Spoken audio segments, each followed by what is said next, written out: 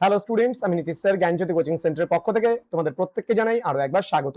তো স্টুডেন্টস, আজকে আমি তোমাদের সঙ্গে আলোচনা করব এনইপি 4 ইয়ার আন্ডার গ্র্যাজুয়েট প্রোগ্রামের অধীনস্থ যে সমস্ত ছাত্রছাত্রীরা যে নর্থ বেঙ্গল ইউনিভার্সিটি আন্ডার বিভিন্ন কলেজগুলোতে পড়াশোনা করছো, মেজর 8 বেঙ্গলি বা ডিএসসি বা মাইনর বেঙ্গলি নিয়ে, তাদের জন্য আজকে লাস্ট মিনিট সাজেশন 2026 নিয়ে পার্ট 2 ভিডিও, যেখানে মোস্ট ইম্পর্টেন্ট ইউনিট নাম্বার 3 থেকে তোমাদের আজকে আলোচনা করা হবে কপাল কুণ্ডলা বলে যে উপন্যাস রয়েছে, সেই কপাল কুণ্ডলা উপন্যাস থেকে বঙ্কিমচন্দ্র চট্টোপাধ্যায় রচিত 12, 6, 3 এবং 2 এর 100% কমন প্রশ্নগুলো নিয়ে।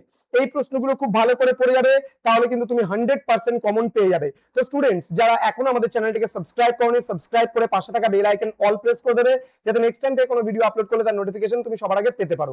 এছাড়া যারা ভাবছো যে অনলাইনে আমাদের ক্লাস জয়েন করবে বা নোটস নেবে, তারা অবশ্যই যোগাযোগ করো আমাদের অফিসিয়াল নাম্বার 7076398606 নাম্বার অথবা 6295916282 নাম্বার। তোমাদের টোটাল কোর্স ফি রয়েছে তোমাদের এই সাধ্যের মধ্যে জাস্ট 1199 রুপিস। চলো শুরু করছি। আজকে মেজর এবং মাল্টিডিসিপ্লিনারি কোর্সে যারা রয়েছে তাদের জন্য 4th সেমিস্টারের বাংলা বিষয়বস্তুগুলো নিয়ে 12 এবং 6 এর জন্য যে ধরনের প্রশ্নগুলো পড়বে, কপালকুণ্ডলা উপন্যাসের নায়িকা কপালকুণ্ডলা চরিত্রটির স্বরূপ এবং বৈশিষ্ট্য আলোচনা করো। নেক্সট, কপালকুণ্ডলা উপন্যাসের অলৌকিক ও অতি প্রকৃতির প্রভাব কতখানি উপন্যাসের কাহিনীতে এর শিল্পমূল্য আলোচনা করো।